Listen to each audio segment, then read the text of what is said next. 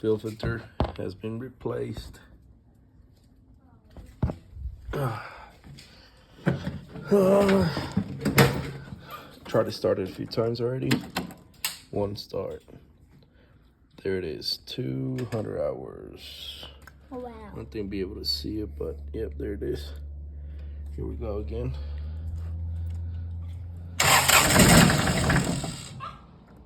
You like wants to start, but I've been struggling with this for about 2 weeks.